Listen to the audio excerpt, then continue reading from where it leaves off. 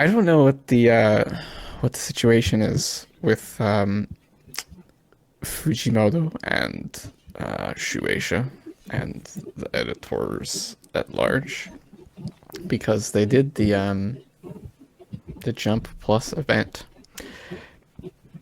and they were like, we're not gonna have any Fujimoto stuff there. That was kind of an interesting one. I feel like that's more of a Fujimoto decision. You saw that he didn't do the what's the name? The Rurouni Kenshin author illustration thing either. Yeah, yeah, he didn't do that. I just don't think he well that event has a bunch of extra drawings. I think he's literally like just like I'm not doing extra drawings, bro. I mean, have you seen his Young Festa drawings over the years? It's the same thing every time. Literally draws the same thing every year. It's so lazy king. You know what I mean? I love him. He's just like me for real. But I mean, I get it. Like, literally, fuck Shueisha. And like, if you spend all your time drawing, and they're like, "Hey, you want to draw some more?" And you're just like, "Nah, I don't Yeah. want to, man." I do that all the time. I'm good.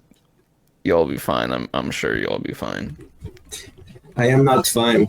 I want these color pages. You want the color pages? Yeah, it would be cool to have like some color in the He manga. promised And them in the beginning of part 2. um, did he? Yeah, I, he says something like he will take breaks when he will make spreads or color pages. yeah, but he didn't say he was gonna do it. He just said he would take a break if he did it, which he has not. Never happened. Yeah, it's, it's fine. But I don't know. I do feel like there was last year, right? Lynn had like an aneurysm Oh, yeah. from overworking. I do feel like things shifted. The vibe of Fujimoto's effort levels shifted after that. He was like, you know what? Fuck it. Um, I'm not dying for this. I'm not dying for manga. You know what I mean? I'm chilling. but I thought Link had already left Shueisha since at that point, didn't he? I'm not sure. I'm not sure if that happened before or after. I think it happened. I think that happened before. No, no, I know I know he announced it after, but I heard someone say he already had left, just hadn't announced it. Maybe. I mean, who knows? I'm not sure. I can imagine so, but that could also be why sort of like Fujimoto is distancing himself from Shueisha as well. You know what I mean? Like Lin and Fujimoto are like dynamic duo basically. You know, they've been working together his entire career. So if Lin is like, yeah, I'm not feeling the vibe, I'm trying to do my own thing, Fujimoto might be like, okay, I'm rolling with you, man. Like you're my editor, fuck these guys. It's looking green for part 3. It's looking great for part three. Well, he doesn't have to publish part three on Shueisha, right? Well, technically he does, like, they own the rights to change them after all. Well, kind of. They own the copyright to the stuff he the manuscripts he sells them. So like the volumes, they own that copyright and stuff. But Japanese mangaka own their IP.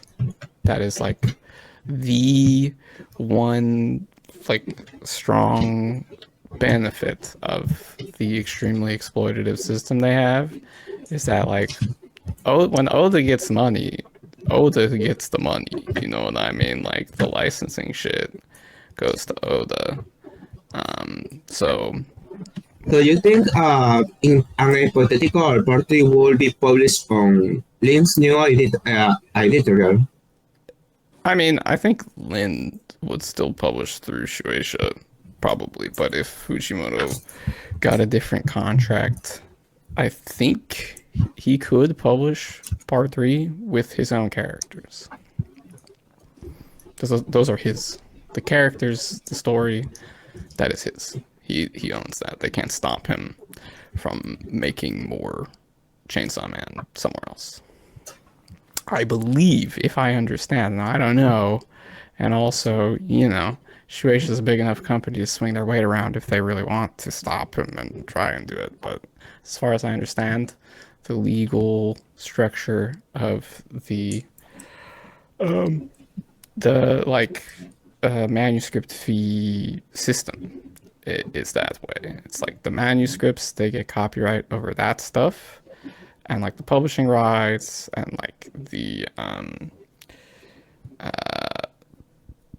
certain aspects of like the licensing, but the actual IP and like the creative control is still in the author's hands. They can decide to do what they would like to do going forward.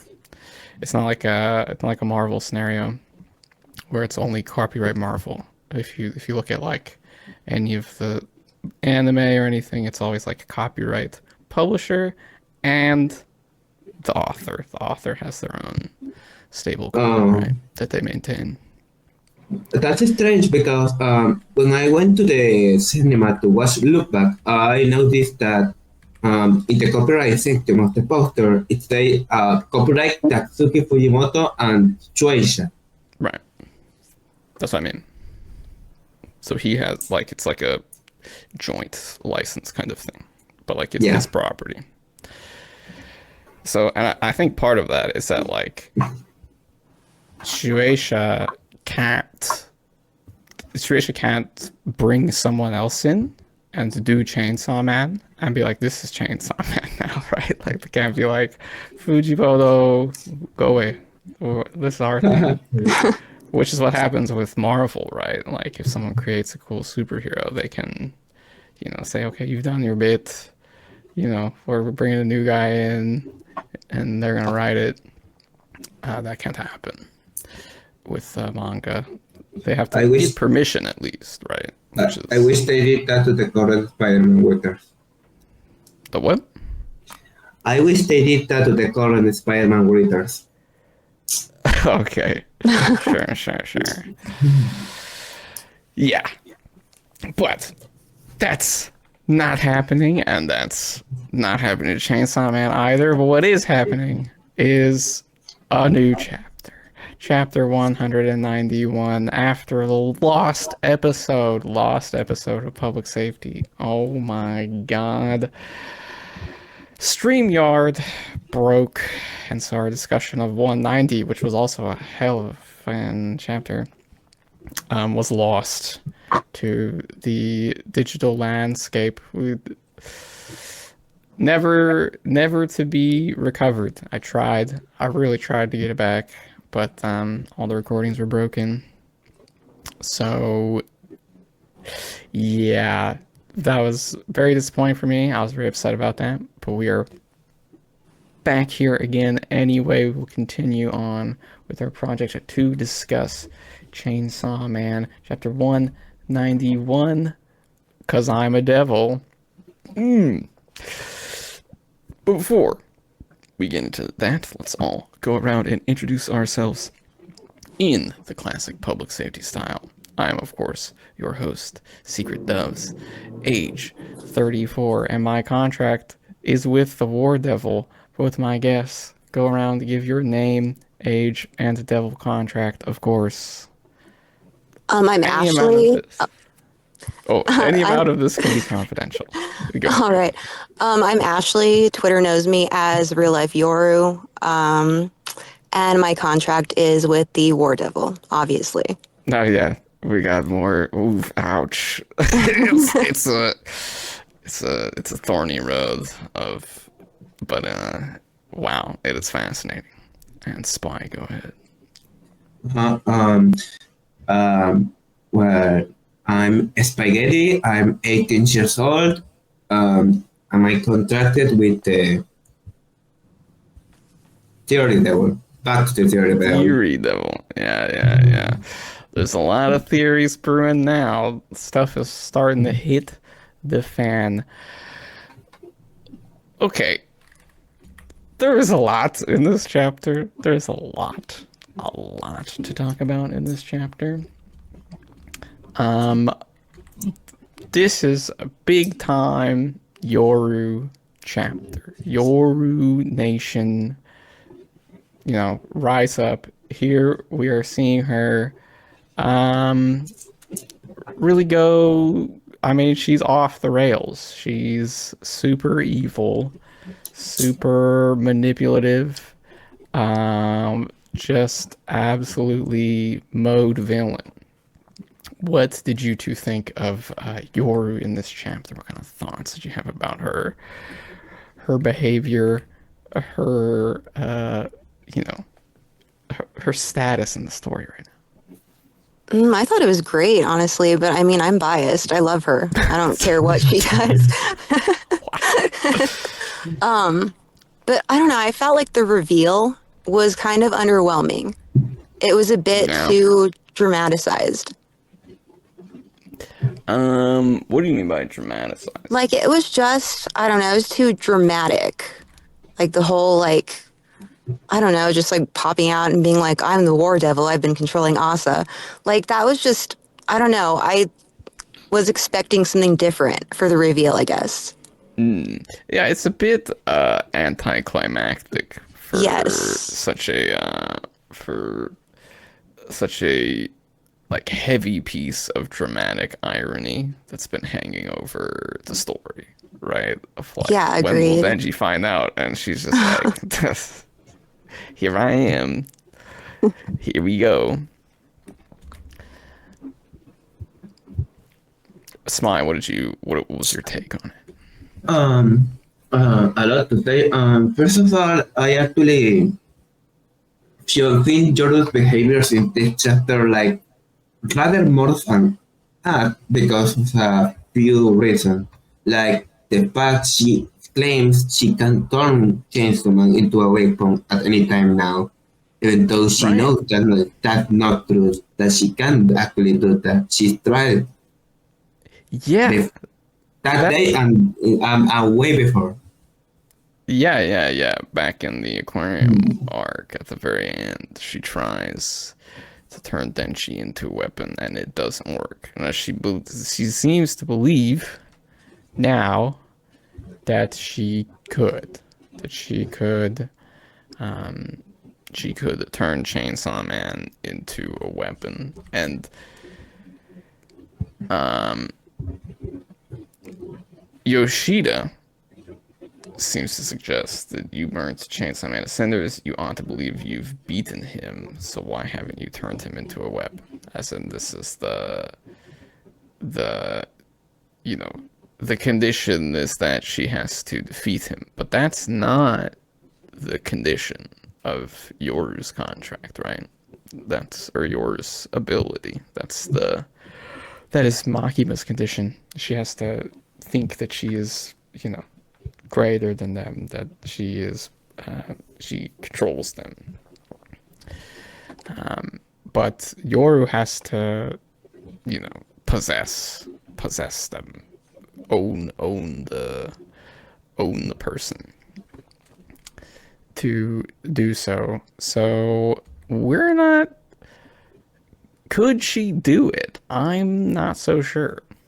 Um, I personally think a lot of the Denji behavior in the last chapter was to reinforce to her that she does own Denji in her skewed perception of ownership, etc. Um, it's to reinforce that despite that she cannot turn him into a weapon. I think there is more than meets the eye with her ability. Yeah, no, I That is agree with that. Yeah. that is that is an interesting point. Like, all the abilities in Chainsaw Man, like the details are they're clarified when whatever Fujimoto needs to pull some stuff, which is fine. But also, okay, Yoru does her sick joke, and Denji's swallowing his hand, right? But um, Denji takes his hand out of his mouth, and then he yells at her later to not waste food. So there's sort of like there's signs of life in there. You know what I mean? He's not completely lost in the sauce. He's still struggling with his weakness, with his obsession. But you know, there's other things that matter to him now. There's it's very. Ooh, I fucking love this stuff. What was your two take on Denji's behavior? I mean, I think it was to be expected. Because obviously he doesn't know any better. It's just, I don't know, just his obsession with sex and stuff like that. It's not technically his fault. Yes, of course, not his fault at all. Yeah.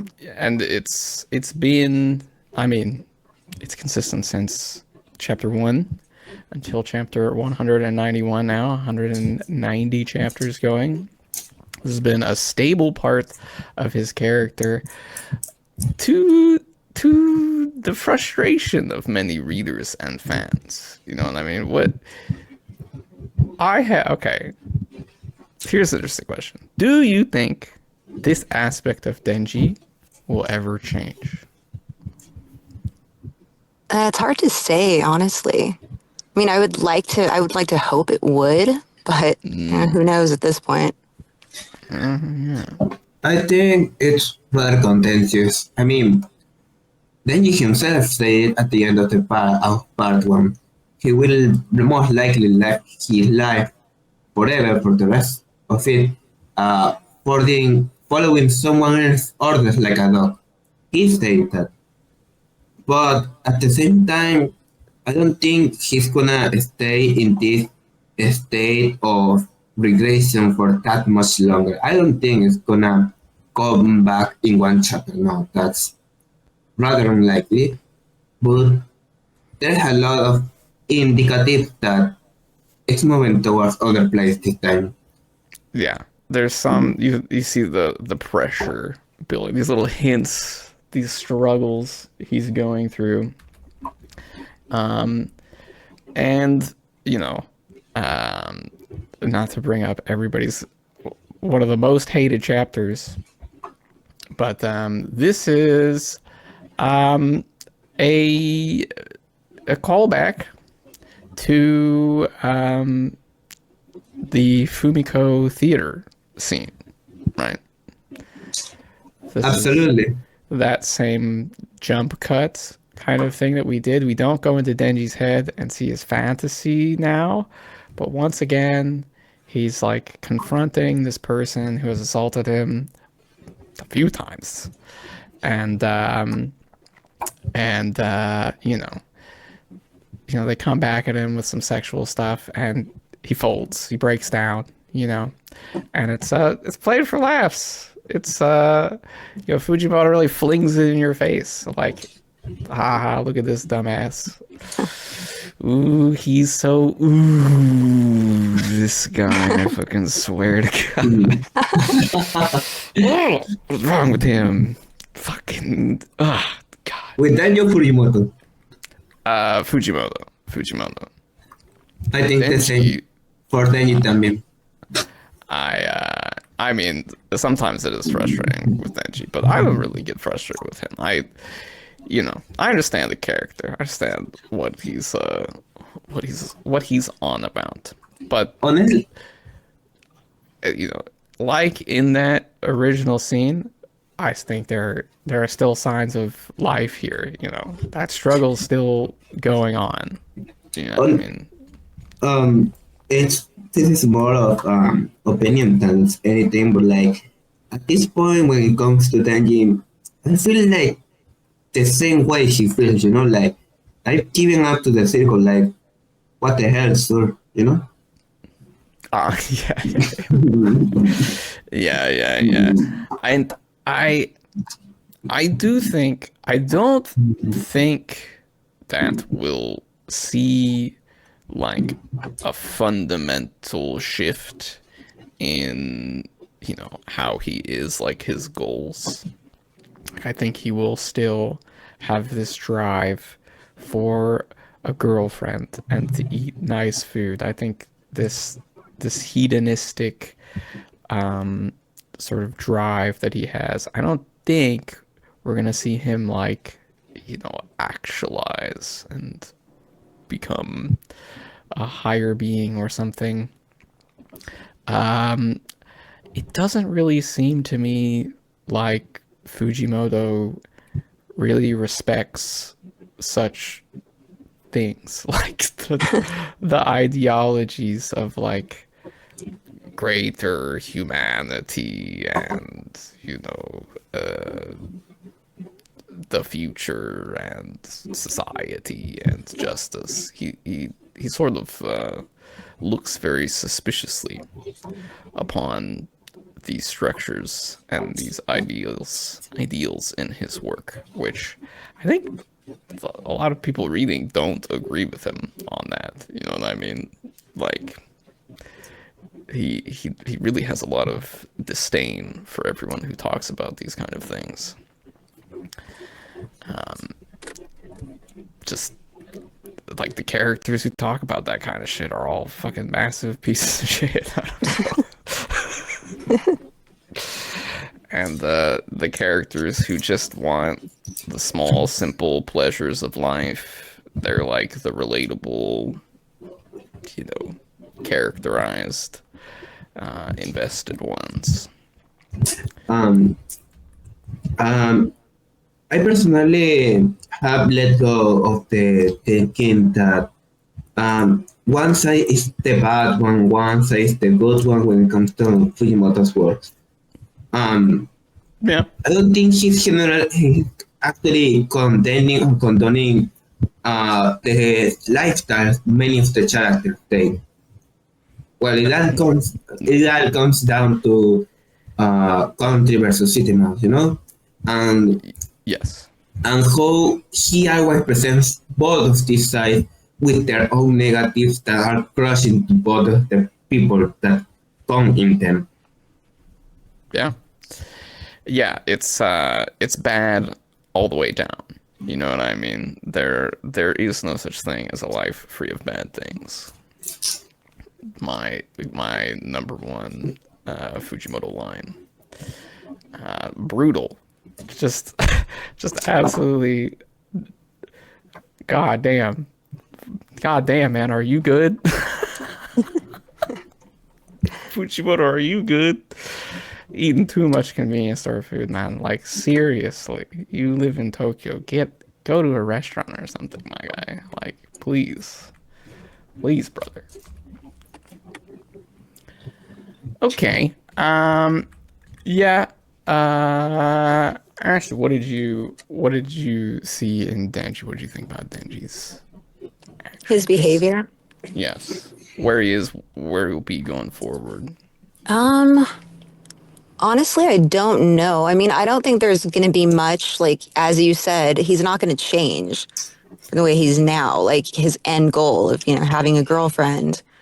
Yeah, I don't see that changing at all. I mean, I do see maybe some maturing on his part, but I'm not too sure what that would even look like. It's true. It'd be a very different character Yeah. if you change like that, which could be an interesting thing. But okay, that actually brings us to a point of the third dimension going on here because there's so much happening in this chapter. Yoshida, Y Man himself.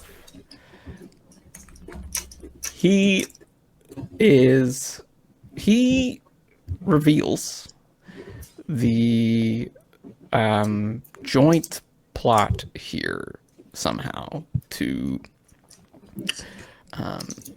get Yoru to turn Chainsaw Man into a weapon.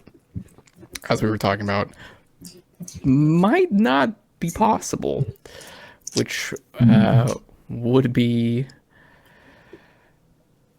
that would be something. That would be very interesting. I would, who, who knows? Um, he reveals that, and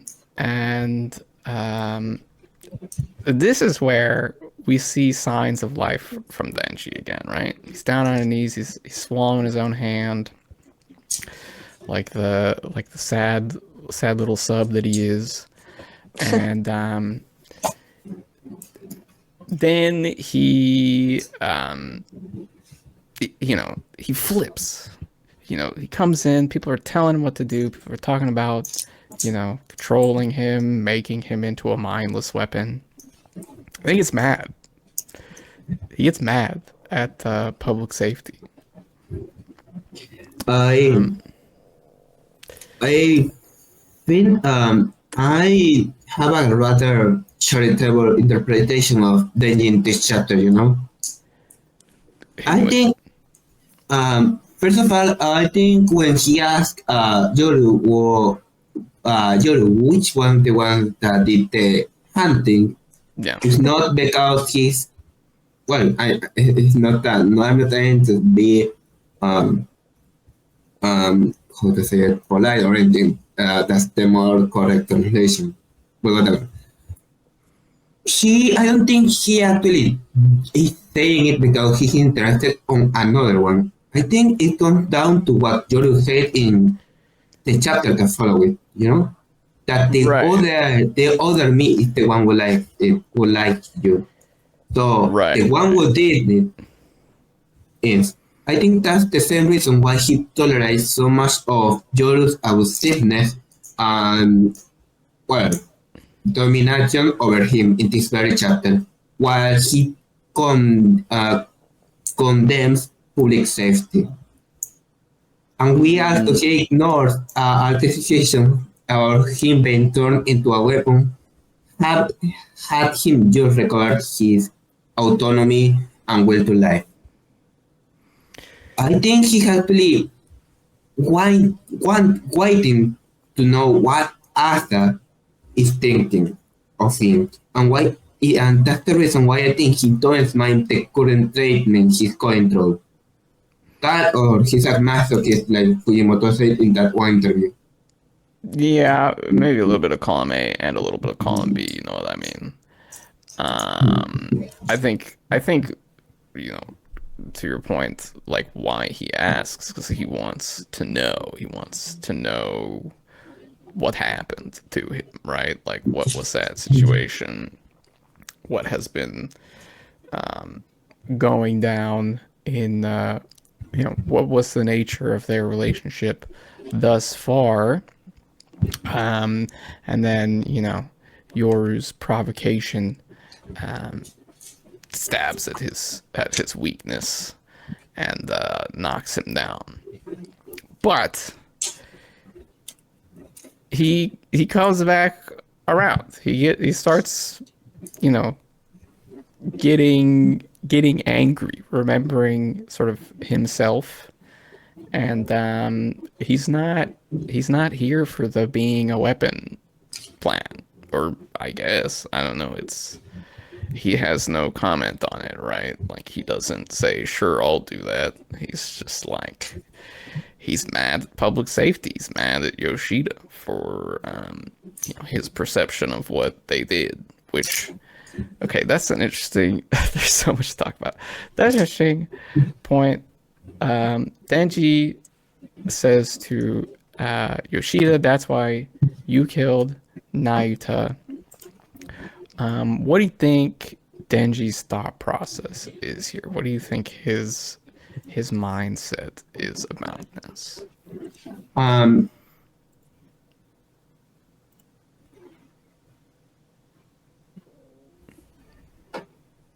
all right. Just a check. I think we need to check what Denji saw through the primordial. Last thing he saw, the adults were attacking him. People started looking for the devil who was attacking them, and Ayuta took him away. Last Right. thing Denji saw was that the adult may have encountered Nayuta later after that. Then he Right. wakes up. Yoshida tells him he should have followed what he said and that he'll fight the consequences, which he could interpret it as public safety doing what they told him they will do. Next, Sure. next Ashley. in Tsushima, Baron Yes. comes and tells him that public safety has surrounded the building. The building where he sees Nayuta's car, Right. like they told him they would later on. I think that's where the assumption he has that public safety killed Nayuta, and though she's alive. Um, well, I don't know. Part of me feels like she's still alive. Like, call that copium all you want, but I really still believe she's alive Yes. somewhere. The copium kicks in. I'm there. I don't think that's out of the question. Again, there's a lot of weird stuff with the control devil dying because devils don't like die proper. So, and we just saw this whole weird Fumiko thing go on. Who knows? Like, literally, what it's could be going on here?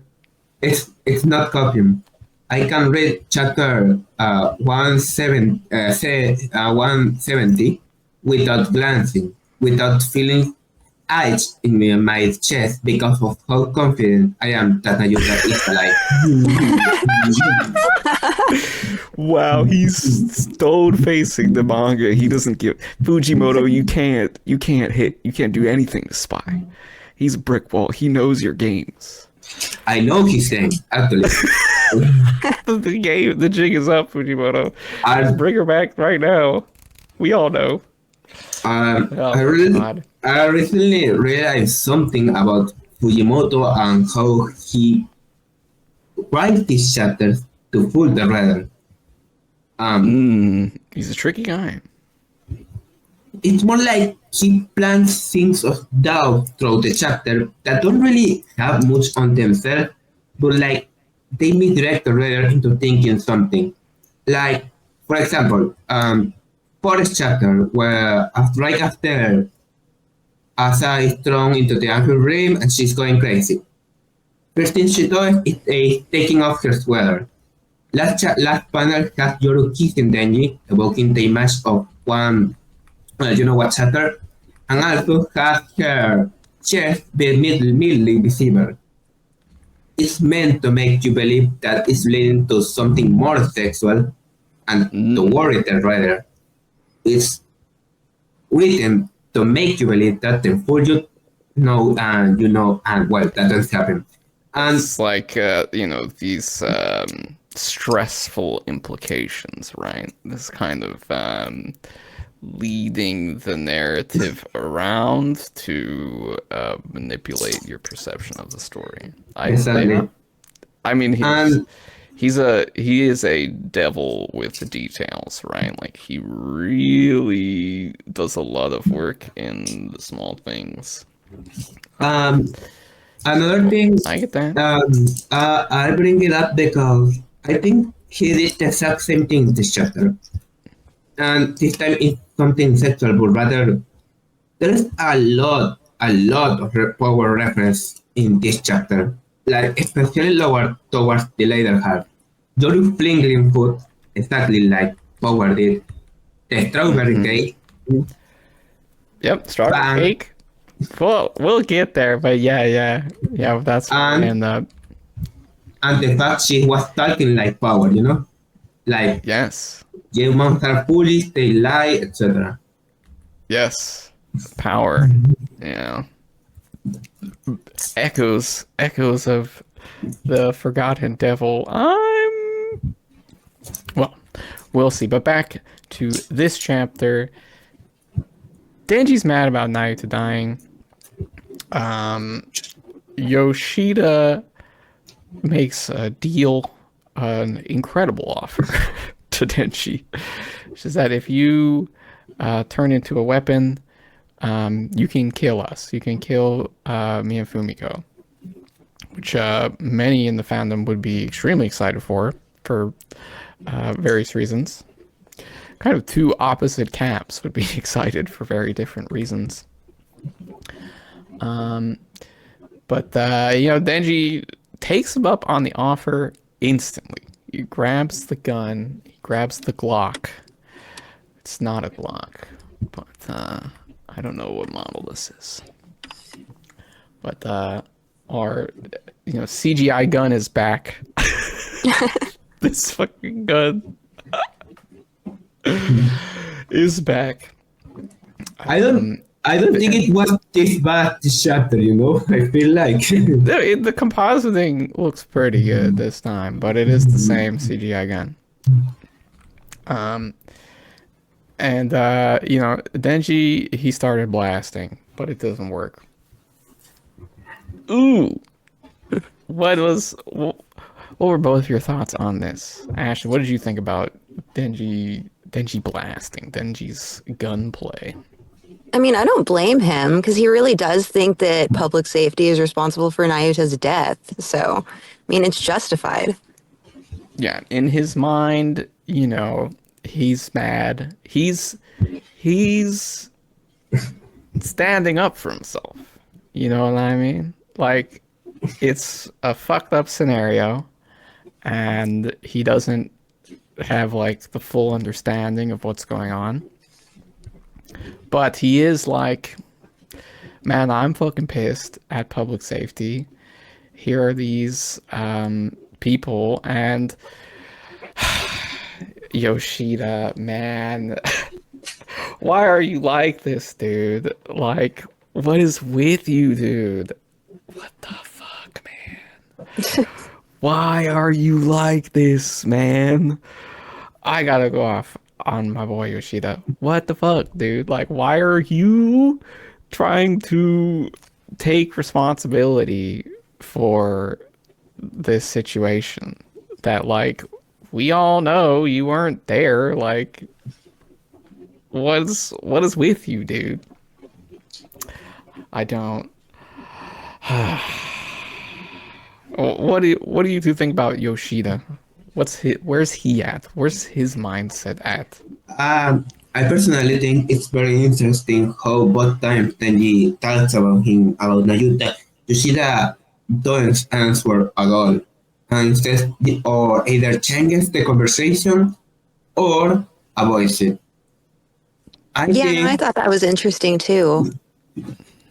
even after Tenji talk about her being dead, I know I repeated this already, but I think that's because he knows what's actually up with her, and he'd like to tell Denji, but like with superiors around him, literally in both of these instances, he cannot. Okay, so I'm totally with you here that like Naruto, that this is all a farce. This is all, this is all manipulating. And it does make sense too, because for public safety, it makes a lot more sense to keep the Control Devil and run Makima 2.0 than it does to kill the Control Devil and just have the devil come back. Could be in the US, could be in anywhere on the world, and then you've lost this key player in geopolitics, right? This key avenue of power that you could have had, right? So instead, they're keeping the Control Devil and trying to trick Denji into becoming Pochita and getting turned into a weapon by Yoru and saving the world from the Death Devil. That makes sense. But Yoshida, I think he's like a bit of a true believer. You know what I mean? He's like, well, we gotta save the world, you know what I mean? Like, this is what we gotta do. Like, public safety knows the way, and it may be like a bloody, uh, harmful path, but you know, we do what we gotta do. And so I will take on Denji's hatred so that the world can be saved, you know. Very, like, very, I don't know, you know, emo deuteragonist kind of vibe, right? Like, you can hate me, you know, rival guy, but you know, I'm doing it for you. I'm doing it for the world. You don't understand the sacrifices that have to be made. Okay, I'm there. I'm on board. One, Naruto's alive. Two, Yoshida still needs to quit his cop job. Still needs to quit his cop job. Absolutely get out of there, man. What are you doing in there, man?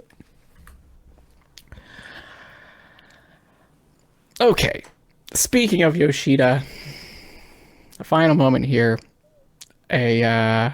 Oof, a ominous, as you mentioned, by a very reminiscent Yoru moment, a callback to an iconic part one moment, the strawberry cake into a finger gun, bang, to end the chapter.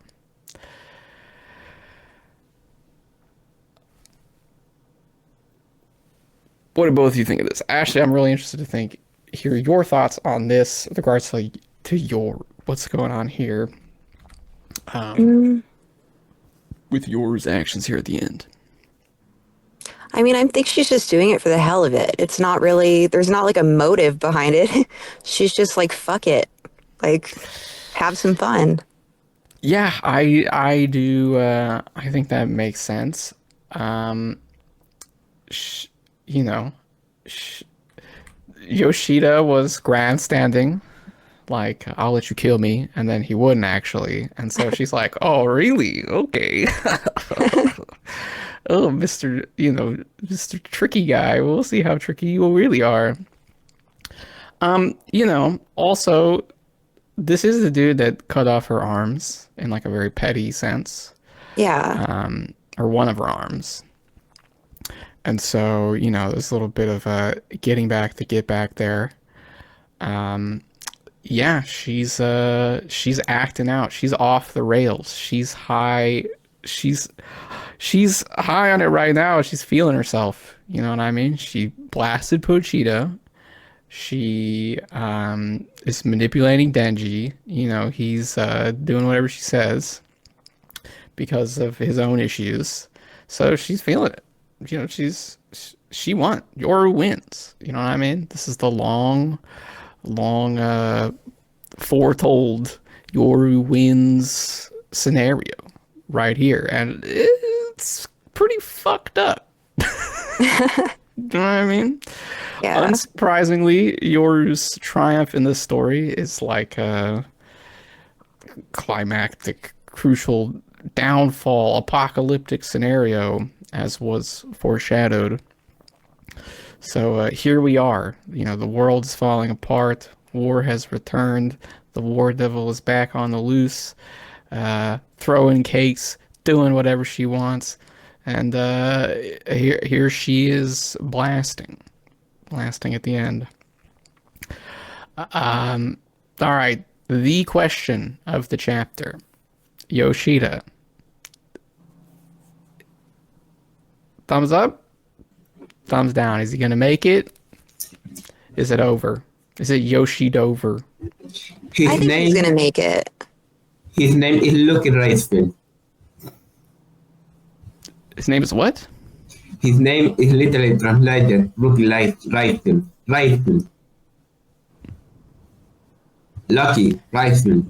Ah, yeah. Oh, yes. He's lucky. He has... Yes. And he's been very lucky. First time Octopus barely managed to save him. The second time, when fighting Yoru, she conveniently missed the first attack, which allowed him to escape. The third time, Pochita swallowed him whole, hadn't beaten him or anything he'd been done for. And now, aside from that part, people have pointed out that the framing on the last page don't really show where George is aiming at. I think it's possible she is actually attacking him, but like not shooting directly at him. Like maybe she will blow his arm off. That could be. That could be. That would be kind of crazy. Yoru did say if she killed any more people, that Asa would go insane. Which is, man, we always fucking run out of time on this podcast. But there's three other characters here: Fami, Asa, and Fumiko, who we've got almost an hour coming down the line, and we're not even started there. But I think there will be more of that to come very soon. So I'm holding off a little bit. But yeah, I do. It would be a really weird ending to Yoshida's character. Now that doesn't mean a lot for Fujimoto because he's a crazy motherfucker. Like literally, he would do this kind of shit too. But I don't see it. Yeah. I actually disagree. I think if you were to talk about Fire Punch or early part one, Fujimoto would have stated he's not a fan of drama or dramatic text, etc., and that he found his liking for drama was in during part one. I agree, but like part two, Fujimoto has a way more how to say it carefulness with the characters there. If Yuko and Ayuta actually died, you can say it didn't have a lot of build up for both of their deaths. Like a lot. Yeah. Yuko had died 2 times before that. Nayuta, short right. Was building up to that. Yeah. With Yoshida, a lot less lethal part two, for sure. And especially with like minor characters, like I was saying, the guy who's now a construction worker, you know, who the aging devil hooked up with a gig. That guy, if it was part one, he would have been splattered. You know what I mean? Like 100%, a character of that caliber would have been absolutely brutalized by the aging devil, just as like a set piece, just to make you go, holy shit, you know. But this time, you know, he's grinding. He's getting his money up, you know. He's back at it. So definitely something to be said. Part two is a lot more intentional with the deaths. There's a lot less random shit going on, and a lot more fake outs happen. When this is very fake outy, you know what I mean? We don't see exactly where she's pointing. We don't see the gun going off. It hasn't gone off yet. She's just said the word bang. So lots of potential for the slipperiest octopus character in the series to slip away once again. It reminds me a lot of the chapter where Parent pulled a gun on Nayuta, you know? Yes, it does, actually. Including the CGI gun from earlier. Ashley, what do you think of Yoshida's chances? Is he cooked? Is it over? No, I think he's going to survive. I don't know. I don't have like any bad feelings. Like he's going to survive. Somehow he'll pull out. No, I see that. I could. Okay, let's discuss. I think we're on the same page. That it seems like Yoshida's going to make it out. It would be a weird end to his character. He's just come into the story again. We're getting big fake out energy from the ending here. And, he's been doing a lot of stuff in part two. It would be a funny thing. It's kind of exciting to have everybody anxious over the the week-long wait, but it's not even a break week, right? So, we're not even waiting that long. How do you think Yoshida will get out of this? I have a theory. I want to hear both of your ideas. What's going to happen to Yoshida lose? Spy, you had a one take on like he's going to get shot in the arm. I want to hear a take from Ashley. What do you think Yoshida could do to get out of this scenario? I mean, I was just thinking him getting shot in the arm would actually be kind of poetic. Like if she shot him in the arm, considering he basically chopped off one of hers. So. Okay, another vote for the arm scenario. Any other takes? Any other thoughts from either of you? It could be revealed that Fumiko can do the same thing she did during the acting arc with other people, which also will hint that you're coming back, but like you didn't hear me say that. Yes. So like Yo- Yoshida actually gets blown up, but like he comes back like his uncle grandpa. Yeah, he just walks in the door. Yoshida 2 walks in the door or something. I could see that. That would tie it into the Fumiko scenario. I was thinking Fumiko could jump in front of the bullet. This is something that like she's been kind of trying to do that in the story a lot of times. She like runs in and she's like, I'm gonna protect you. Like, I'll stop them. And then we just didn't end up seeing that work out, but we could see her, jump in front of the gun, get blasted, and then, she's back alive again. So, like, whatever her deal is, that could have been what is going on. And now that we've seen it once, we're gonna, like, get the whole scenario. I'm not. I'm honestly not sure. One of these. Well, that gun blew one of Pochita's arm off. I think she being a missile will be like being a missile to a missile. I don't know. It packed a lot of punch, but it didn't have like explosive power. You know what I mean? Well, more like Maybe it could get through. being a missile for an anti-tank gun. Yeah. So, might not work lore wise, but again, the power scaling stuff doesn't matter too much in Chainsaw Man. Another thing that I could see happening, Denji might stop her. Yeah, I could see that. That would make things interesting for sure. You know what I mean? Yeah. Because, like, we're talking about the strawberry cake. We're talking about Bang. Regardless of how he feels about Yoshida in this moment, I just want to see that go down again, I personally have been thinking actually for a while now until that chapter came in way too quickly with it. But like, do you guys remember how back in chapter 113 when they go to the aquarium for the first time, after tell him he doesn't need to think, which evokes a Makima line from right before Power died, and then he got triggered mad because of that. So, do you think how do you think he will react to Yoru saying bang and blasting someone like Makima did? Yeah, that's what I'm saying. Yeah, no, that's interesting because it could bring up like some PTSD type shit.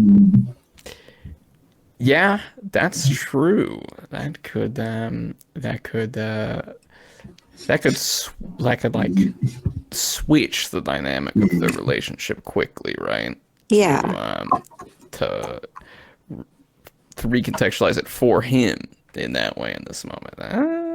Okay. Wow. This is a very interesting story. Holy shit. Okay. All right. But I think our thoughts established on this, the next chapter 192 coming soon should be tomorrow as of the release of this episode. Well, tomorrow for me as well. Right. Yeah. Yes, it's fine. Only minutes in the future, already locked in for CSM Tuesday. We will be finding out whether Yoshida makes it. Think he's gonna make it. How it all goes down. Will it be a warning shot? Will Fumiko, throw her life away, as is her role in public safety, apparently? Or, will Denji, be Manchurian candidate activated by his trauma and, break out, stand up, get up, Denji. We'll see. We shall see. When we do, we will be back here with another episode to discuss that chapter. I'd like to thank both of my guests for going on. It was a very interesting discussion. We had to keep it moving because there was a lot to get to, but both of your thoughts were very interesting. So thank you both for being here. Thank you as well. Yeah, thank you. And thank you to all the listeners out there. Like, subscribe, comment. Tell us what you think is gonna go down. Tell us why you think Yoshida's done for. He's worm food. He's done. Tell us why you think Nayuta is 100% dead. Get us off the copium train. Chains. Yeah, we will read your comment and then delete your comment. Thank you, everyone, once again, and goodbye. Bye-bye. Bye.